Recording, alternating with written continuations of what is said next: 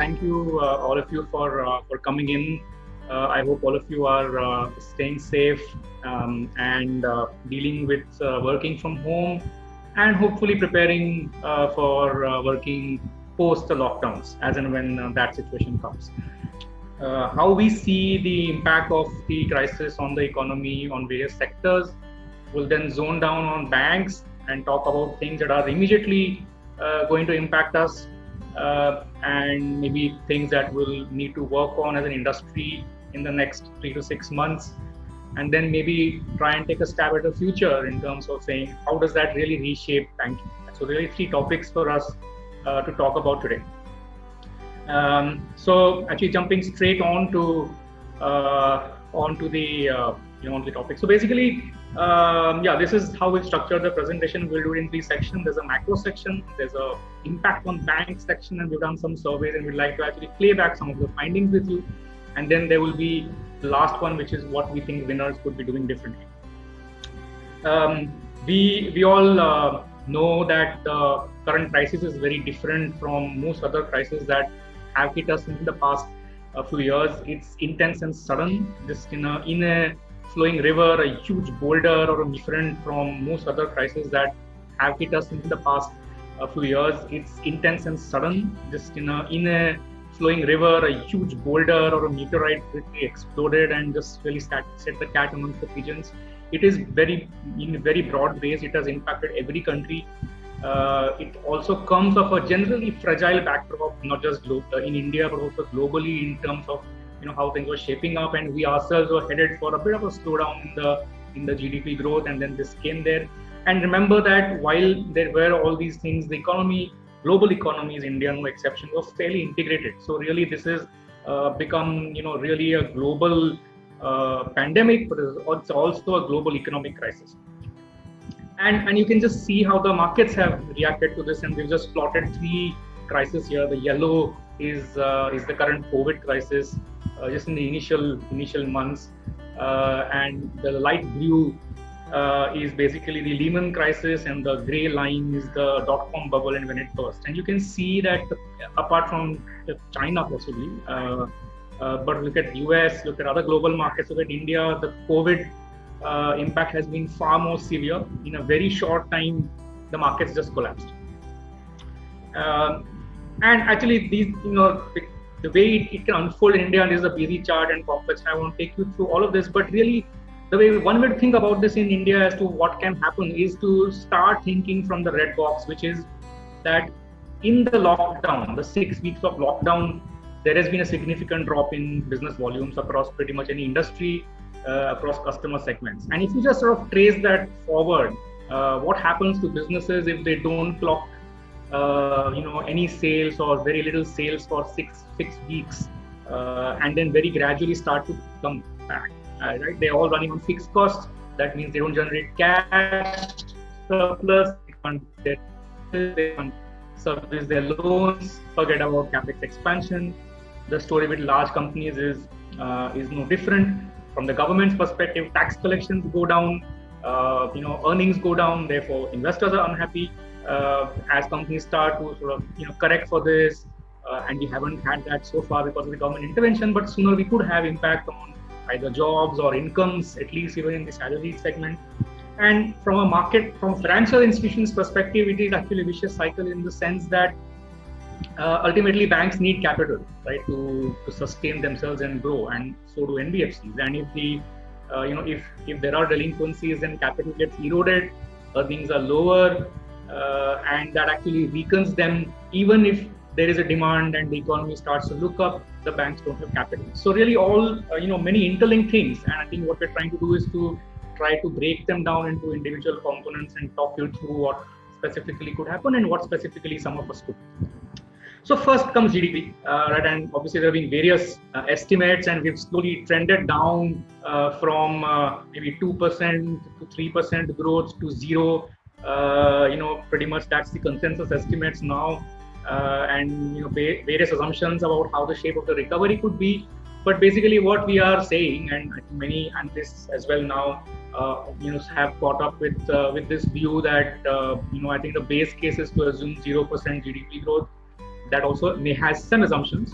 Those assumptions are that, you know, come June there will be some economic activity at least resuming, and then we've made some assumptions on the slope of the recovery. And then, God forbid, but if there is another wave and another series of lockdowns, then again we could have a W shape, and we've not put that in right now. But basically, what we are saying is that from the perspective of this year, and even in sort of let's say, base case or even somewhat optimistic situations, we're looking at flat GDP, right? And this is flat real GDP, and flat real GDP is going to have significant implications on most nominal variables as well, be it incomes, balance sheets of banks or earnings of people, and so on and so forth. If we go one level down and actually try to talk about sectors, and I think here is where the richness comes in, and here is where lenders, be it banks or NBFCs or financial institutions, need to start nuancing their strategy. So obviously, one generic assumption is that yes, GDP will be low, 0% -1. We can all debate. But really, how does the recovery of individual sectors, how does that curve look over the next 2 years? And we've taken one stab at it. We have no crystal ball, but we've taken one stab at it. And basically, you'll see sort of our view at this point is that till September, most stuff is going to look red or at the most sort of flattish. Maybe then some green shoots coming in, and really in the next financial year is when we see more sectors in the green. It is no surprise that the sectors most likely to be impacted are around asset-based sectors, real estate, tourism, travel, or sectors where people need to go someplace, movie halls, restaurants, etc. Those are obviously going to be impacted very deeply. The next set of sectors are really sectors which are somewhat discretionary spending, and obviously people will start to get a bit conservative, and therefore they'll start to sort of reduce their expenses and only pick up as time goes. And I think basic essentials and staples will probably see continuity of demand, some dip surely, but at least some continuity of demand. And that's where you will see healthcare, pharmaceuticals, basic food items, media, entertainment in a digital way, and we're all sort of living through that as we speak. So really, I think one question for everyone is to say, okay, what's our view of this sectoral map, of the impact in the next 3 to 6 months and the shape of the recovery thereafter, and therefore what do we do from our risk management, our lending or monitoring and early warning signal. I think this is a big question that each of us will have to look closely at our portfolios and have to solve for. And obviously, while we are right now looking at a lot of pessimistic stuff, I think if we still step back, our view is that the broader India story does not change. Yes, we probably lose a year in that journey to where we ought to have got to, but I think some of the basic parameters around why India should continue to be attractive for most global players does not change, right? I mean, it's a fairly good financial position in terms of the country's indebtedness, with oil prices going down and whatever level you might assume, but they're clearly going to remain soft for some time. That's obviously going to help us, and therefore from that perspective, and add to that at least the fact that we do have the potential of a population which can support various sort of industries. I think there's a good macro story that remains unchanged in our view. And India has also seen that whatever the markets have taken a pounding in a crisis, but I think once the crisis is lifted, India has come back, right? And therefore, I think once this too shall pass, no matter how bad it is or it could be, but this too shall pass, and ultimately the fundamentals of the country and the opportunity should bring back market performance, and that's been obviously our experience as a country in the past crisis. One more thing I think which maybe, and that's a call that we have taken, we don't know right or wrong, but I think a call we took was very early, and you can see how early into the lockdown,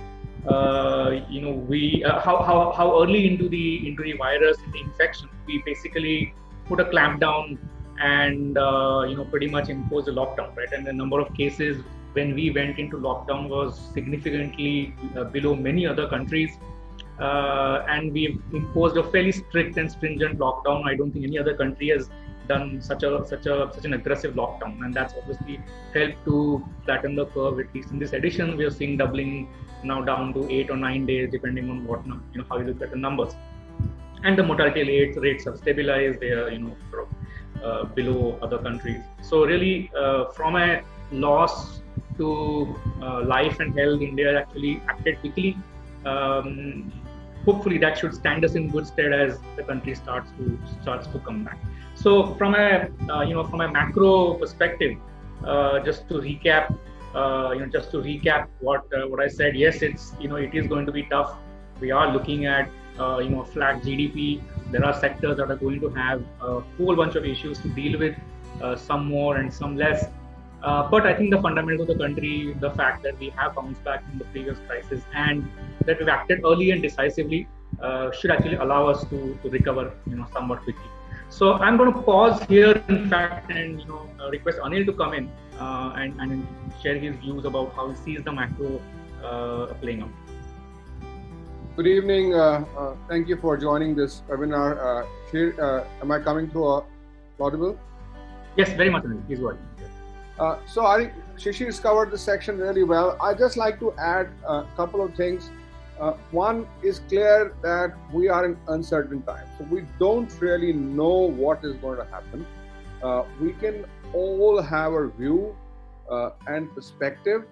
But I think from a business point of view, the need of the hour is to do scenario painting, which is to do various scenarios, hard quantitative analysis. If you are in the banking/NBFC business, to look at your asset liability, look at each loan, put some structured thought process around how that kind of loan will behave, put some probability to that, and come out with a likely, scenario set. Put 3-4 scenarios, and then paint each of the scenarios to see how is it going to come out and look for you, whether it's from a credit risk point of view, from a liquidity point of view, from P&L point of view. And I think that's something which is very important, that we do it well and do it in a nice structured quantitative as opposed to just gut feel. I just read something very interesting. When you are in a scenario like this, it's very uncertain. So mutual funds are facing redemption pressures. As a consequence, they are keeping liquidity buffers. Now they're keeping excessive buffers, and they are ending up investing that money overnight at as low as 2%. So because of this excess, buffer that they have to keep, I'm not judging it rightly or wrongly, I'm just putting a point. They are actually ending up having a certain corpus of their funds invested at as low as 2%. Now that's obviously as a consequence of uncertainty, risk aversion, making sure that you have what you have in your business. But if you can do that with a little more, science behind it, quant behind it, then you can minimize the impact of something like this. Also, leading to a scenario painting, clearly capital is something that you all know that you don't want too early, too much, dilute at this point of time where valuations are low. At the same time, you need that to have the additional capital buffer. And we have seen that many companies actually have already gone into the market or talked about going into the market to raise more capital. Kotak Bank clearly is doing that. I read that IDFC First is also thinking of doing that. So there is again, a balance that has to be struck there. What do you need to do as a cushion in some of the scenarios that you paint, but how you not do too much of it, so that then you compromise your medium to long term. So I think a fair bit of just to summarize this comment section. I believe there's a significant need to do a very serious quantitative analysis of your book, your scenarios and the impact of each of those scenarios that you put. Shishir, back to you.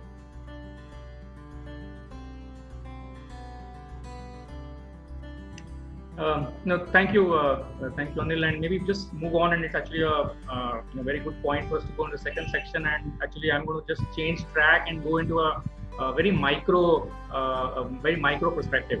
And we'll basically the way we thought about that.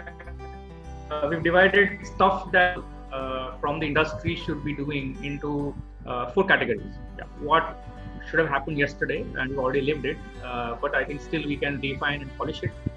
What we should be doing in the next 30 days, and 30 is just a mnemonic, 30 might be 60 or 90 when we get around doing it, but yeah, really, what is it we should be starting like now? And the third is, what is it that we should be thinking from a business model perspective, and just coined like a yesterday or a day one, a 30-day and a 90-day program that frankly all of us should be trying to work on. And obviously all of this needs constant communication with various stakeholders.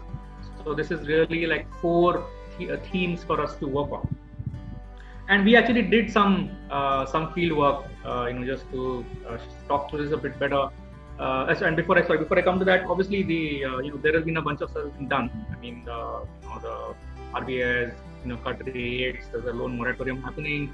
Obviously, there is some noise around that, and it will settle down in some time. Some relief measures have been introduced by the government. But what we actually did was we started speaking to various stakeholders, right? I'm just going to present some charts and data just to give a perspective. So we spoke to about 100 odd. We did a survey of about 100 odd banks plus NBFC employees and asked them some questions. And this is basically what is presented here. So we of the sample which responded, about 15% each were working from a branch or either full-time or on rotation basis. About half were working from home regularly. About 8% were working from home but on rotation basis, and 15% actually said that they were working from home but had no work assigned to them. I mean, this is a clear sort of feedback on productivity. And then we basically asked them to assess the impact of the COVID crisis on various topics. And if you just sort of think about it, step back and think about it, the first 3 are really about how their work gets done. So what operational challenges do they face?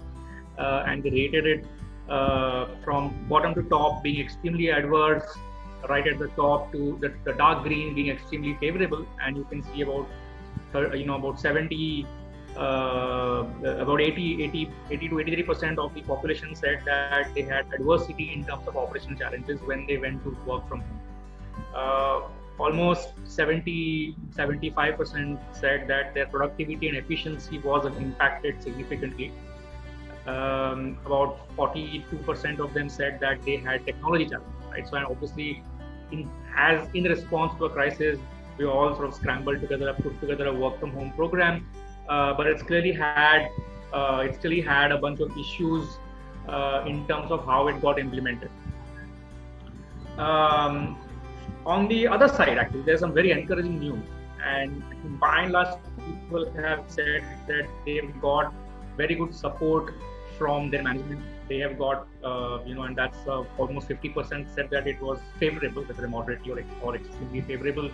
Another 52% said that they were happy with the safety setup that they had to work in for employees and for customers as well. And for service providers, they were just slightly lower rating. So I think that while there have been a significant amount of challenges in implementing the work from home, I think people have given credit to the managements for having put together a good show. But clearly there is productivity, right? I think one takeaway for all of us is how can we actually sharpen this work from home, because in some shape or the other it is going to continue, and we should not expect that we can all go back to our branches and offices in full strength from pick a date 3rd May or 3rd June or for that matter even 3rd July. I think sharpening this work from home is going to be a clear to do. And basically that's really what employees said. We have some voiceover in terms of what they said around what could be done, but I think that's basically the essence of what I talked about. We then asked customers, and we basically looked at two categories of customers: self-employed and salary.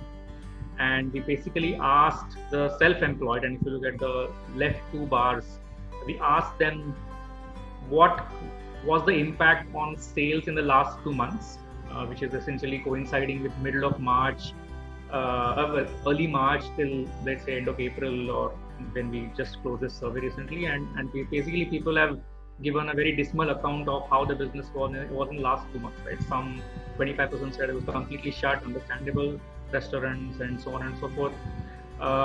About 17% said that they were operating at less than 25% of the activity level. 17% said they were 50 to 75%, and really very small percentages of people said that they were operating at better than 50% of the pre-crisis level. And we also asked them what they thought about the next 2 quarters. Obviously, things will improve. That's obviously as lockdowns lift. But you can still see that almost 70% of the respondents still feel that they will be less than 90% of the pre-COVID levels, and a lot of them still feel that they will continue to struggle post-lockdown. And there is obviously a flavor around who's saying what, and you can see that non-essential service providers continue to feel that they will struggle post-lockdown. Some of the services that are required, though not classified as essential, will start to get back to some normalcy, and some people are saying that they will reach reasonable volume, right? And this already starts to give us a color of where we think NPAs, delinquencies, and sickness can come in from. Then we turn to salaried customers, and we basically have 2 questions. The first question was, are you receiving your full salary or not? And I think most people are receiving their full salary. We did get some few customers who have said that they've not received their full salary, and there was a pay cut in varying degrees. But a lot of people have sort of said that their variables or appraisals or bonus are all either getting deferred or cancelled, or they expect it to be deferred or cancelled. That again tells us what we can think of their income going forward. And again, there is a slight flavor of where this is coming from. So smaller businesses are certainly seeing salary growth, and they already called off saying no variables and no bonus. And maybe some of the others have still not guided them. Maybe larger companies are guiding for maybe some continuity, but maybe difference. So this is one piece of data. Yeah. We then asked customers, how would you repay your loans? And so basically this question is, how would you plan to repay your loan amidst the lockdown and current scenario? And we asked them for different types of loans. And you can see that if we looked at business loans, then most people actually said, 57% of people said that they would have to dip into a secondary source of income to pay their business loans. If you look at home loans and LAP, and this is very interesting. On the business loans, by the way, 43% said they would dip into savings, and nobody said that they would have enough cash flows to service their business loans. Now, maybe they are being pessimistic, but this is at least what was said. If you turn to home loans, right, which has traditionally been the safety net for lenders, only 2/3 of the borrowers said that they would be able to service their home loans with their regular business or salary income, and 1/3 said they would have to dip into various other sources, including availing the moratorium. If we look at, and you can go through chart by chart, but you basically see this. If you look at personal loans, again, only half of them said they would pay personal loans from their regular income, and then they'd have to resort to various bunch of financing for paying personal loans. I think this led us to one insight, which is that in the really small business segment, and we as from the industry think of it as from a product side, we've got an asset collateral, I've got a stock and debtors, I've got a an account where all the money comes, but really it is all fungible when it comes to the customer's perspective. So and I'll come to that in a minute. But we also asked bank employees, the ones whom we asked for work from home feedback as to what they thought of who would opt for moratorium. And basically, if you look at the way to read this chart is the leftmost bar says that one third of the bank employees surveyed said that less than 10% of commercial loan borrowers would opt for moratorium, and 17% of them said that 10 to 20% of the borrowers would opt for moratorium. Right. So the way to read this is that the redder the bar, the greater the view of bank employees that customers will opt for moratorium. And again, if you look at home loans, we're basically getting down to 30% of the employees felt that a large number of people, home loan customers, would opt for moratorium, like 30% of. If we come to unsecured business loan, that number is like 65%. So we're going to likely to see, I mean, based on this data, that we're likely to see, a fair amount of pickup in the moratorium opt-ins from customers. We then get, and again, I think the point I was trying to make was that cash at the end of the day is fungible, right? And when we actually ran a structured income or cash flow calculation, and I won't take you through all these, but basically we try to figure out and simulate that, how, and it's a salaried example, salaried employee example, and said that what is your projection of monthly salary, what are your expenses, what are your payables, and do you actually have the cash to pay your EMIs and loans? And if you don't, what are you likely to choose? Right, and these are just 3 examples, but basically we just to showcase that there will be some customers, hopefully a lot, who will be able to pay both. That's the right chart. But there will be enough who will be able to pay only one loan. And I think it's going to be very interesting as to how they think of paying which loan. And one sort of interesting thing that we came across, maybe it's a it's a narrow sample, but we did hear a voice saying most people would prefer to pay off their car and personal loan dues and not their home loan, and they might want to take a moratorium for it. Obviously, if someone has got a big dip in the incomes, like the middle case here, well, obviously they may not be able to pay anything. But I think one question and to do for all of us in the industry who are in the lending side is we really have got to go back to first principles and do a basic cash flow assessment of customers and figure out, are we at the pithead, so to speak, as close to source of cash, and are we in priority in the customer's choices for repaying our loans? And most of our models are not going to work here because they are not based for this kind of a scenario. They are based for a 10-20% dip in activity levels. They are not built for a 50-60% dip in activity levels. And this becomes actually even more interesting when you come to business loans, and that's the next one. And now you've actually got to think through and frankly put onto the model what business loans they have, what personal loans they have, what is the sales projection, what is the fall that they expect in sales, what is the fixed cost, therefore is there a surplus or not? If there's a surplus, what's their personal liability and what's the business loan, and how to think about paying that. And again, we'll come across cases where people will have to pay both, pay neither, have only money to pay one of the 2 categories of loans. Which one would they choose? Yeah, so I think this is going to be a very complex exercise, and I think the earlier we get around to doing some on the ground reach out to customers to inventorize this, especially in the small and medium segment or self-employed customers for retail loans, I think it is going to be very helpful for us because if something happens, then this segment doesn't give any time for us to recover, right? It just goes from performing to zero. So I think the earlier we pick up some of these lead indicators for our portfolio, the better. Finally, to put this all together at an industry level, but it our assessment is that based on what we're hearing from customers, looking at how things are panning out, it seems like we could put a 5% addition to NPAs on due to COVID.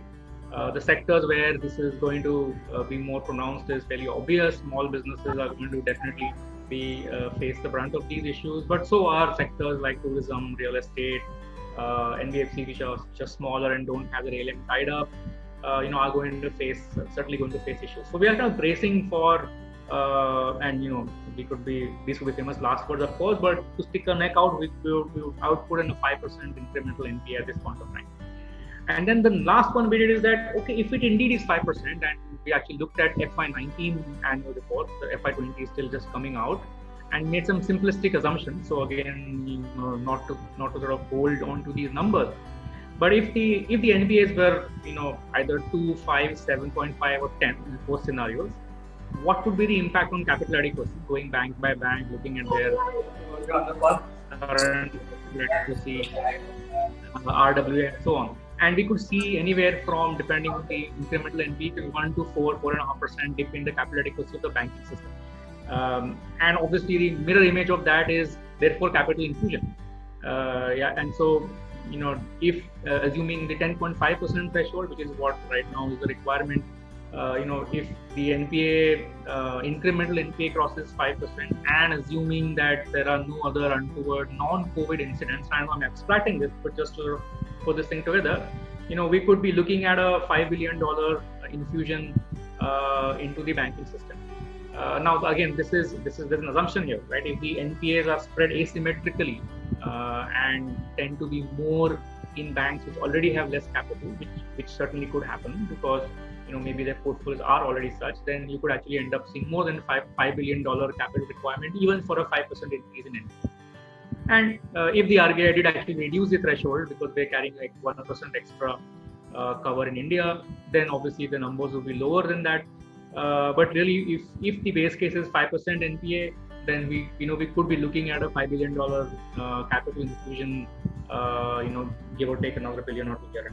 So I think from that perspective, I think that it is very much therefore imperative for us to look down into the loan book, literally account by account, as Anil was saying, and figure out a model whereby we can find out lead indicators, track those, and then see that we can have as few of these NPAs as possible. And then from a banking products perspective, and just try to put in a time frame around how the impact on various broad bank product categories would be: lending, deposits, payments and remittances, insurance and wealth management. At least most banks have a distribution, and NBFCs have a distribution interest in these businesses. So like from a lending perspective, things are going to look very bleak. I don't think that there's going to be too much appetite from banks to lend or from customers to be able to produce convincing business case to be able to borrow from banks. Maybe there could be segments that could do well. Gold loans, for example, possibly could do well in this scenario. But by and large, it will be tough for at least 6 months, 9 months, and slowly things may start getting back on track. On deposits, obviously, to some extent, there'll be a dip into past savings to pay the loans. Incomes are going to go down, so there will be some softening there. The other big thing I think is that flight to safety, and ultimately customers want contactless banking. Therefore, those who have a totally digital offering will, other things being equal, get more share because customers would prefer to put their money there. Maybe around the mid, 6 to 12 months, liquidity comes back, base effect, and we could sort of see, acquisition of deposits back in. On the payment side, obviously, right now transactions are very less, so there's a hit now. But as the economy starts to come back, transactions should continue to grow. Obviously, digital, will be the winner in this environment. That's fairly obvious. On insurance, I think one thing that we'll actually come to a bit later is that in a safety first or a sort of conservative choices of customers environment, one should see more demand for insurance, and obviously this next 3 months coincide with the first quarter or early second quarter, so that's why not the most popular time to buy insurance. But I think soon people will start to figure out, and once they have their finances in some shape, should start actually to value insurance, especially protection, and digital insurtech players actually should start to should actually gain share in the distribution side. On the wealth, obviously it follows the markets, and right now investors are sitting on big losses. But obviously once the market springs back, one should see recovery, renewed interest in wealth. Maybe models like robo advisory, offline contactless advisory, should start to get more prevalence as things start to stabilize. So just basically a view of somewhat more bottom-up view than the first section on what will happen on various parts of the banking industry. I'm going to pause here and request Anil to comment on this. Yeah, so while a lot at least is in the media about work from home, and I will come back to work from home in a minute, a very important facet which has actually not been stressed about so much is the customer experience. How are firms, banks, NBFCs interacting with customers? So the need to interact will not go away. Whether it is as simple as agreeing on a moratorium or to restructuring the loan, assuming there is some change and dispensation in the RBI policies which are expected around the corner. Uh, so any of these scenarios, the customer needs to interact with institutions, and that at best of times was with some friction. Now, in this environment where the customer either is unwilling or unable to have a face-to-face interaction, how is that going to change? And clearly the entire set of policies from the companies are internal security policies to the forum we have for interacting. How do customers communicate with us? How do we get authentication? How we do take care of repudiation? All of that stuff clearly now needs to be accelerated in a different way beyond what's already covered in the net banking, mobile banking kind of capability that are already there. And that needs to be accelerated both from a thinking point of view, from an internal approval point of view, then from IT enablement point of view, and customer communication point of view. Initially, of course, very easy. People are saying, fine, just send us an email, and that may be a good thing to do to start with, scan the stuff and send it, but clearly that is not mainstream and not sustainable. So the whole engagement model, which is designed around efficiency, reducing costs earlier, how do you do digitization, and then further digital enablement, now has to be seen from a different lens altogether, which is quite different from the lens seen earlier. So that's one part, and that is something that many companies, banks, NBFCs are kind of thinking through, working through, but the whole strategic angle and perspective of this perhaps needs taken to a different orbit altogether. Working from home, I just want to spend a minute or two talk about it. Many institutions that I work for really trashed the idea for a long time. They said this is a terrible thing to do, it doesn't make sense. Some of it, of course, is based on the fact that homes of many people are actually small. There isn't a proper designated, home office kind of construct, and that's not going to change. Just because of COVID, people's homes are not going to get bigger, and they won't suddenly get a home office. So, how do you think about giving a capability to an employee where he can actually do a proper work from home? It could be as trivial as having a proper noise cancelling headphones which take the noise out from the environment, to having a design of multi screen, because we can't just work on one screen. You may need to have a screen for talking, one screen for working on. So standard people work on two screens. So as simple things like that, maybe some smart company will come up and design a collapsible pod that employees can get into in the morning when they start their day, and because of lack of space, the pod can be folded up and kept away in the evening. All of these things, there is the whole structured thinking around. You have to put your mind to say, if an employee has to work from home pretty much most days of the month, if not all, right? How do we design that engagement? The entire VPN, the security, everything around that, and that's a whole construct that I think perhaps hasn't been done in the Indian context. It's done very, very sporadic. Always assumed that an employee would need to work 1 or 2 days from home with ill or something, or something, a certain requirement, but not on a sustained basis. So the entire thinking around work from home, and before that I talked about the entire customer experience in this new world, assuming that this current scenario doesn't change for the next 12, 18 months till the vaccine comes and everybody is vaccinated. So it's not a short-term few-day problem. This is a pretty several quarters problem, and it's something that companies is worth their while, in my view, to invest in that.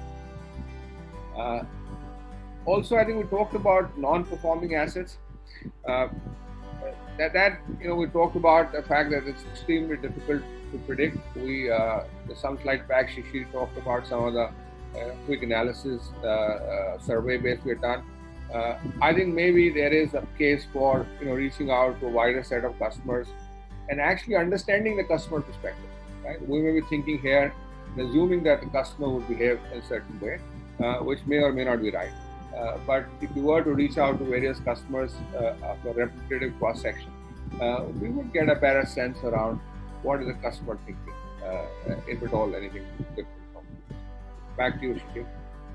Yeah, thank you. And actually, on this NPA thing, I think I was making 2 points. I think that there is a need for the industry to think from cash flow rather than collateral more sharply, especially in this environment.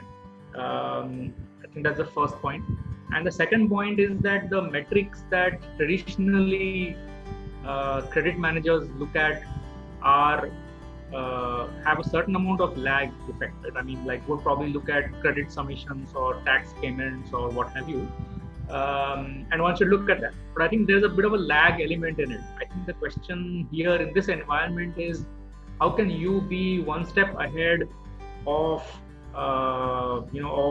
of the system and say, what do I know about metrics that determine the behavior of customers if and when faced with a stressful situation, and that's really the question on the NPA side.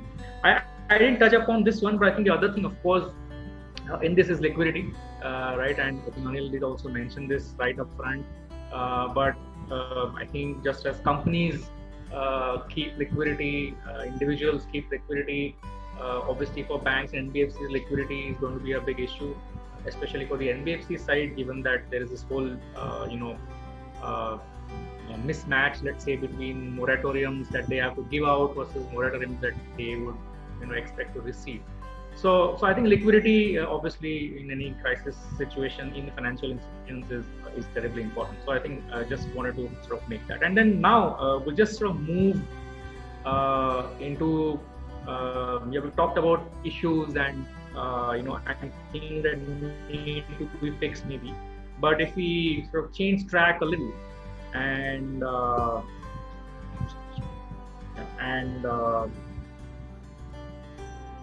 so the Corona crystal ball and allow me to indulge in my and in the alliteration, but but basically not that we have a crystal ball, but we just try to write down what are some themes that could emerge in the banking system as a result of this crisis and the way we could probably work out of this, which is a very, very gradual return to normalcy till the vaccine comes in and we have confidence that all is under control. And in a specific order, but this is basically what we've sort of written down. The first C is conservatism in financial choices, and I think just as we've learned to be frugal, groceries come only once a week, so we're very careful with what we buy and consume. I think the same thing applies to us as individuals, to businesses when they choose financial products. Obviously, therefore, consumption, especially leverage for luxury goods, let's say, is off. Right? I mean, that's fairly obvious. Would people make, big capex decisions if companies are not likely to make capex decisions and are going to defer those? Would individuals make those decisions? Likely not. What happens to home loans, for example? What happens to vehicle loans, for example? How does all that work out? Would people just sort of stock up on gold, bank deposits? Would they just buy more insurance than what they have in the past? And I think this is something that we need to decipher a bit better. Conservatism in financial choices. The kind of changing sectoral landscape, and this is not so much banking sector, but about the sector of, let's say, the businesses, customers that we deal with, right? So just as we're thinking about this, I'm sure every industry worth their salt is having a webinar and saying, how does our industry look post-COVID? I take an example of education, right? I mean, if ever there was a good time for edtech, it is now. Think about food delivery, right? I mean, if ever there was a time for local delivery models, hyper-local delivery models, it is now. Right? Think about entertainment. If there was a time for, giving entertainment at home, it is now. think about laptops. I mean, everyone's going to run out and buy an extra laptop after the lockdown ends. So I think there will be significant changes in people's consumption basket, and therefore from a business perspective, there are going to be big changes, and in changes in the way they will deliver things. And every industry is going to think of local delivery, deliver at the customer's home. Every industry is going to think of their own DCP, which means I was reading an article yesterday. Many industries are now, manufacturing industries are saying we're moving out from GIT and actually building stock of inventory. Yes, it is expensive, but it just it keeps our shop going. So so many industries will behave differently as they come out from this lockdown. And if from a commercial and corporate banking side, I think that's very important for us to understand. The third, and now coming to the banking side, is obviously capital preservation, and Anil talked about that. Obviously, we understand what that means. It's a lifeline for bank balance sheets. The fourth is contactless banking, and I'd also almost prefer to use the word contactless banking to digital. I think digital almost locks us into a mobile phone and internet world. But how do you deal with a card transaction at a POS? Now that's digital, but that's not contactless. How do you deal with a trade document landing up in a branch, a bill of lading, and an acceptance that we've got to give to the other party or send it onwards for collection? How do we make that contactless? Think of ATMs. We're going and punching pins in the ATMs. How do you make that contactless? I think there is a very large digital, and if we expand that slightly, maybe play on words, but expand that slightly into contactless banking, I think many things need to be rethought. And some of this is going to have implications on policy. For instance, is this the right time for us to go to policymakers and seek dispensations on digital trade finance? Like, for example, if I've got an export bill in EDPMS, do I need the invoice with me? Why can't I just do that digitally, and so on and so forth. The fifth point is cost reduction. Clearly, when incomes fall, what you do, you start to figure out to reduce cost, right? And work from home itself could be a significant cost reduction initiative. I wouldn't be surprised if we did the maths and found that it can take maybe 25 to 35 basis points off from our cost by just implementing work from home. And frankly, in a metro, people would actually be very happy with what it does to their quality of life. But I think the question on cost reduction is slightly more than that. It is also, do we need the branch infrastructure now? Maybe we don't need all of it. Is there a way to think differently about it? And as we go digital, obviously, what happens to the cost that we have on our legacy base, which is coming from a physical or part digital business model. Say call center, for instance, right? With work from home, is it possible to, I know there will be some regulatory issues, but is it possible to have an entire call center work from home, in which case there's a big cost reduction opportunity? Maybe whatever, at least to start with, what is not sensitive data, maybe it's an outbound, maybe it's just a service request, that could certainly be off, and we could save the real estate cost for banks, NBFCs, as well as their business partners. Sixth is consolidation, and I think every crisis pretty much pushes the industry onto a consolidation path. And I think the question therefore is, if you're one of the big boys, there's a good problem for you to try to solve once you come out of this. You should be thinking, what is my share gain opportunity? Do I have an acquisition opportunity? There will be distressed transactions. There will be opportunities to create value. Can I prepare for that? Sooner rather than later. If we were a smaller company, we should be thinking, hang on, the big boys are going to come after me. I've got to find this really nice niche, and I make myself the king or queen of that particular business model. It could be a geography, it could be a product, it could be the way we deliver stuff, right? And if I actually build that, then at least I'll get the value for what we've built, and not just fritter away or become insignificant. So I think consolidation is going to be a fairly big theme. People who have put in capital, this is now going digressing a bit to the fintech world, but the VC world, people put in capital. I think they're going to be asked these questions of saying, is your investing company really going to stay in the consolidated world? And there are going to be some hard questions that are going to be asked of them, and there is stuff that will happen there. And frankly, this is a great opportunity for some of the incumbents to be looking at that space and seeing if they can pick up something and add to their repertoire. One sort of corollary and the last C in my sort of thing is collaboration. Right? So one way to counter consolidation is collaboration. So if there were a time for a bank and a fintech lender to collaborate, it is now. Right? It is probably time to join forces with the UX, maybe the models that are there, built by some of the tech-enabled new businesses, with the customer base, the infrastructure, the experience, and the institutional learning that larger organizations have. If there were ever a time, maybe this is it. And maybe some weird thoughts. I mean, for example, why would NBFCs or banks or whoever, insurance companies for that matter, not pick up a non-core activity that they are not really seeking to differentiate on and just make an industry utility out of it, right? And I think there are examples in some countries where there is a national check processing utility, so everyone just pays per use, and economies of scale pooled in for the benefit of of all players. So I think there can be lots of things that big changes that we could see in the industry as we come out of this. And frankly, not that at least we know what those are, but just trying to put some thoughts on the table. I mean, this slide is what I talked about. Maybe Anil, if you can come in and share your thoughts on this.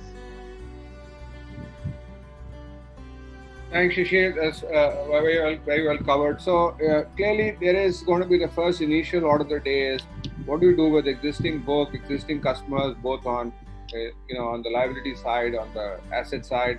Very important to go through that journey. Clearly, that's imperative, staring us in the face. So very soon you have to now say, okay, what's it going to do for growing up business? Right? That's the next step. How do we acquire more customers? How do we structure products which perhaps require rethinking altogether, as opposed to just tinkering on the edges, to say that what products will be relevant to this world? Clearly, some businesses will shrink, some will grow, some product demands will be higher, some will be lower. So reallocate resources. How do you do a new product policy, which is perhaps just a fresh rethink, as opposed to being stuck with your own thought process, because everybody has biases. We all have biases. It's always good to get an external, different perspective and thinking around this. The whole digital journey we talked about, everybody has been working on that in some shape or form.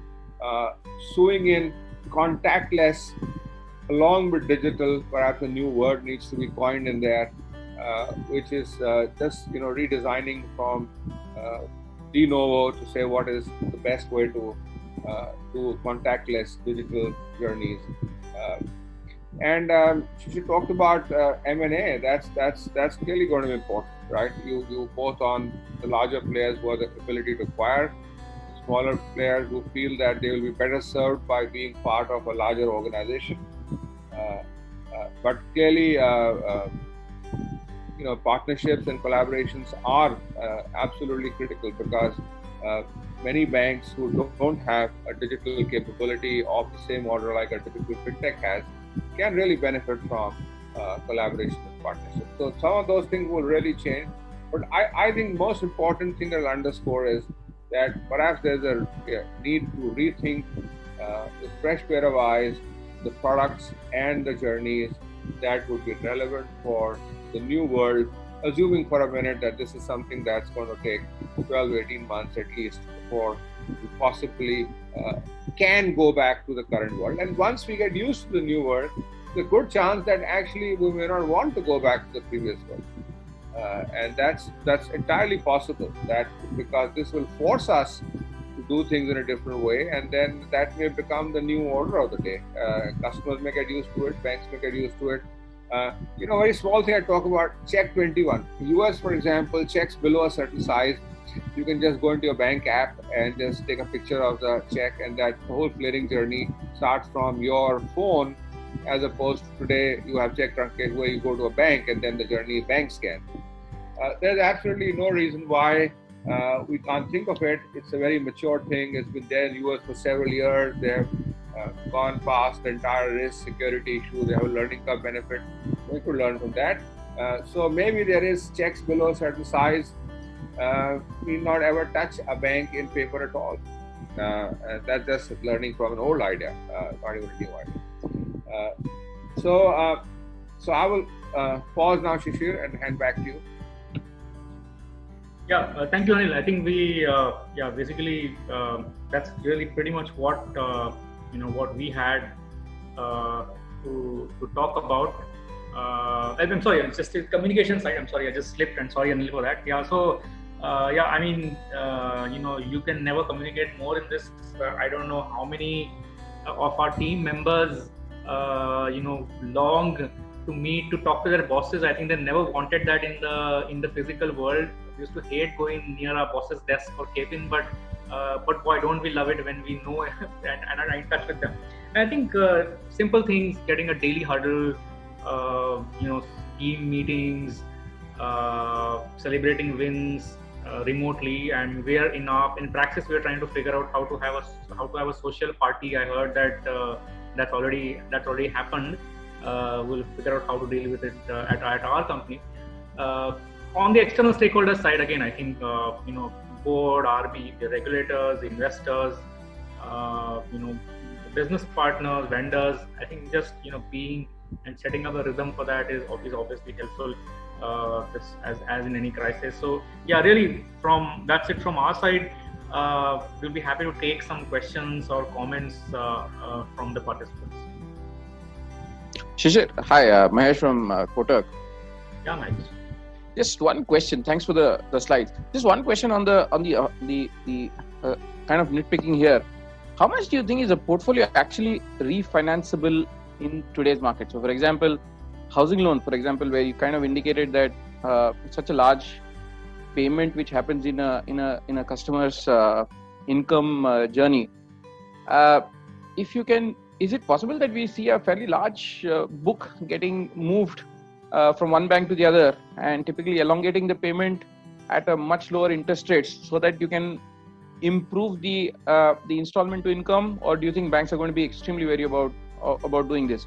And if you can kind of move this journey across various asset products, do you think it's really possible? Because then the outcome of NPS can probably be a little bit lower than what you guys are actually projecting. Yeah. Rest all of it, I understand what's happening out there. Thanks for it. No, absolutely. I think maybe thanks actually for asking this question, because I think again, in the interest of just putting something out on the table, one simplifying assumption we have made is that there is no change in the way we will recognize NPA, right? Now, I don't think that's it's not a static world. I mean, in a crisis like this, there will be some relaxations that are there. And the way I would think about this is slightly differently. I would say that if there is a deserving customer, and if the underlying asset is good, for a moment forget the NPA. But would I not, as a banker or lender, support that customer by extending their tenure, or changing the repayment structure so that I can sort of give a little bit of balloon after 2 years, but help out for now? Would I not give a 50% EMI now, but top it up in the month 13 onwards? And if the property were good, I would do it. And I think that for a moment, if you leave aside this issue of is it report an NPA or not, obviously that's something that the system should do. Now, whether it is done by the same lender, different lender, that's a commercial issue.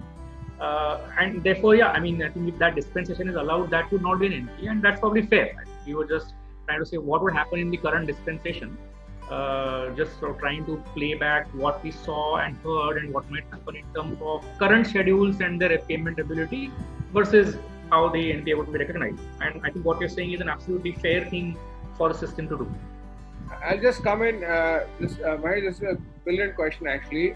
And banks and NBFCs have to be really wary to guard their good customers. So let's say you have a loan out to a customer which has got hypothetically, 3 years remaining maturity left. It's a good customer. Some other bank would be, who's flush. Banking system is flush with liquidity. We have 7 lakh crores sitting in reverse repo. RBI has flooded the liquidity. So banks are clearly very soon after they get over the initial shock, some of them may be already getting over it. They really would be hungry for assets. And clearly the easiest asset is to get a refinance, an asset which is already with another lender. And obviously the first selling point would be, the interest rate. We'll get lower interest rate because our interest rates have come down. And second we'll stretch the payment term, we'll put some, moratorium, we'll put some balloon, we'll put a restructure. So it's going to be an order of the day. I can see actually a serious asset grab coming up where everybody will go for quote unquote good assets and try to acquire them from another customer. So every lender has to be extremely vigilant with their existing book, so to make sure maybe cannibalize their existing book. Maybe redo the loan within what's allowed in regulatory framework today, and I'm quite hopeful that regulators will change their framework. But a current loan, to the best of my knowledge, you can restructure even today, and that's perhaps something that everybody has to look at. Otherwise, you'll be left with quote unquote less than the best customers. Yeah, thanks a lot. And just one clarification: in your research, you seem to be suggesting that card payment customers do value that product much differently as compared to the last cycle. Is that a fair assumption to make? Thanks. Yeah, look, I mean, it did strike as being interesting, and so we actually spoke again to the customers saying, like, are you sure about it? And I mean, I think that the feedback we got was two things. One, it's a higher interest payment, and I think sitting somewhere in their minds is the assumption that they can do a moratorium for a home loan, or there might be some other relaxation or whatever. And the second is that I need this for running my house. So it's almost like a subset of household expenses, because that's the segment that we also spoke to, right? Is if you see mostly the businesses who have other personal borrowings.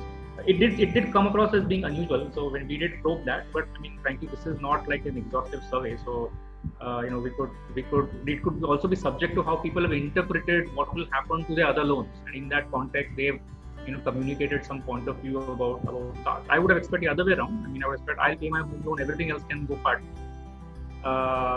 But I mean, the other issue is ticket size. That I mean, if my income has just fallen off, I mean, the current EMI of the home loan is just way beyond my reach. So let me at least pick the other thing and I can service and just move on. Thanks a lot. Shir, can you hear me? Yes. So you said there are certain industry and certain areas which is the right time that you should get into now, like you said, at tech. So one thought comes to mind. Let us talk about the entertainment. Today that PVR and Inox had an advantage because people wanted to go out and watch movies. Now, you remember Reliance a few months back said that they will give you first day, first show. So that time there was, for one day, yes, PVR share came down, and maybe next day people realized, no, it's not only watching the movie, it is the experience. But now the model will change. And now Reliance had an inherent advantage because of GigaFiber. So that means the edge in that industry changes. Now the Reliance becomes the leader, and these two people lose. So there will be so many such other examples. So do you think this will happen now? I mean, I'm not the expert on all the industries, but definitely there will be share shift in industries. I will take an example of retailing, for example. Right? I mean, haven't the share of the local store gone up compared to the big format retailers? Because ultimately they are the ones sitting there, coming to our homes and delivering groceries. Even within the big format retailers, like at least in Bombay, and anecdotally we do know that one of them has really figured out a way to deliver to big complexes. They figured out a bulk ordering mechanism, and they are going, and literally every big complex you'll find they are there with their truck every third or fourth day, and they are basically selling their goods there. And those who have not oriented their business models to that opportunity, which is deliver at home, are going to struggle. So any delivery model, I think maybe in your example, if I understand correctly, an example I'm giving is a delivery model that allows delivery at home of goods that customers want should actually emerge as a winner. And as a bank, you've got to figure out what can you do for them. Could you lend to them? Okay, yes. You could certainly do flow business with them, right? Because they're going to sell and they're going to collect money, and you've got to do the banking for that. And they may need short-term finance, and you want to do that. So yes, definitely. I think every industry is going to have some such story. Thanks. Hi, sir. Just wanted your take Am I audible? asset reconstruction type of business. Would the scope of asset reconstruction now change really from asset reconstruction to asset rehabilitation, and some of the performing assets which may have a cash flow constraint in the short term, they may be willing to acquire at a higher price, not the usually at a very low price that they acquire. Would some of the players emerge in the industry like that? Anil, you want to? I think it's a great point. Frankly, we hadn't thought of that. I think it's a wonderful idea. I'm sure there would be an opportunity to buy a good asset at 80 cents to the dollar, is I think what you're saying. Because now that makes sense at 80 cents to a dollar. This test may be going at 30 cents to a dollar. So I think that's a brilliant idea to be developed. We hadn't applied mind on that. So that's a great point. Hi. As we know, banks are pretty liquid at the moment, and we are also talking about the aftermath of COVID-19, that every institution is looking at capital conservationism. So buying a good asset, do you think over a period of time the borrower would be at an upper edge over institutions? That's always been there. If you are a great balance sheet, you always are on a buyer's market, right? So that's always there. Yeah, it will be, absolutely.